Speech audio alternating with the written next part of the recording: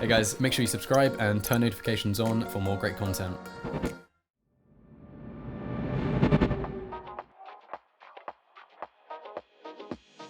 I have like so many great moments with fans. Like it's so amazing to see how people get like emotional by being close to you. When I think about bad moments, I cannot really think about any of those. I never had like a bad experience with like a fan. Every time I encounter a fan, it's like a great experience. They're very happy to see you and they want to take pictures and talk to you. And I enjoy that and I enjoy talking to them and take pictures and just make their day better. So I never had like a bad experience. I think the best moments, I cannot really think about one in specific. I just think about many of them, because it's just like the emotions that you see in the guy that's next to you. To look at you, he's like all emotional and oh my god, it's art. It's something that I really never imagined would happen to me. So I love that and it's amazing. So I think those moments are the best when I see like the faces of the fans when they're looking at you and talking to you. They feel like it's amazing. I think the best fan experience we had as Big and me was is one Cologne.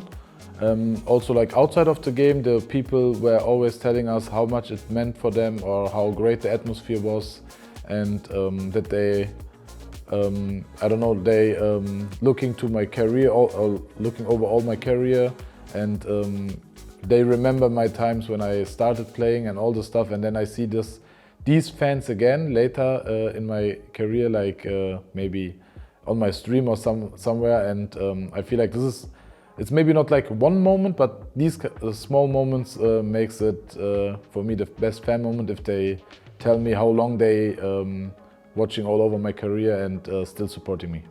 Yeah, obviously the best fan experience was in Cologne. Like, still when I think about it, I get goosebumps. It's like amazing to just think about it, what happened basically there, and it was really nice to see, and hopefully we will get the feeling one more time. So my best fan experience was when we won DreamHack Masters Malmö. Obviously we were on home turf. We played the final versus the best team in the world, and seriously, half the audience had NIP shirts on, and it was just amazing. And after the game, people came up to you, and everyone was so nice. Everyone congratulated you, and we got so much energy from the fans while playing the final versus Navi. It was just amazing.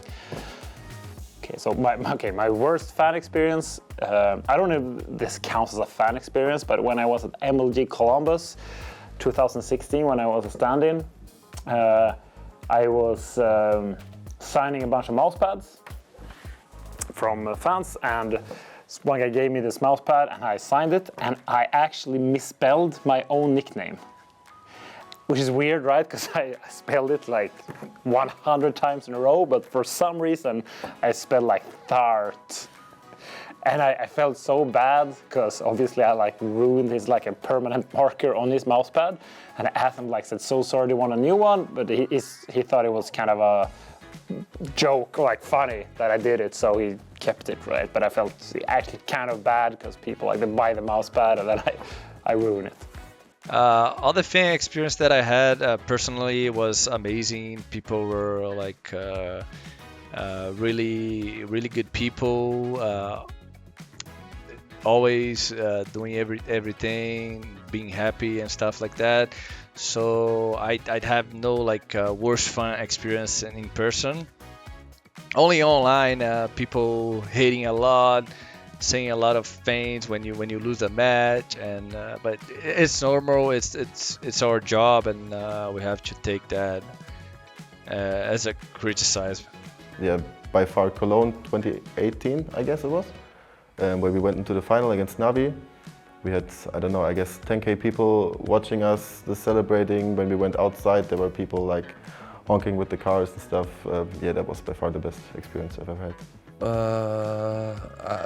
I had a fight in China that became a friend, and he really made me feel like I was Chinese myself, you know. He took care of me or my girl or my teammates when I was in tournaments. But every time I was going to China, I was being the guy, and and he took a really good care of me in general, you know, and gave me a lot of good time. And the worst, I would say I had plenty.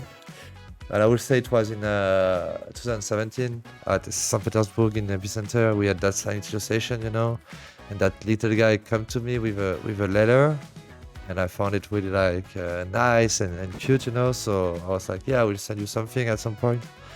And we were in a pretty good hotel as usual, you know. And I was sharing the room with my manager, Jack, and we were like. You know, kind of hotel where you cannot go up without the card and that kind of thing, so really hard to access.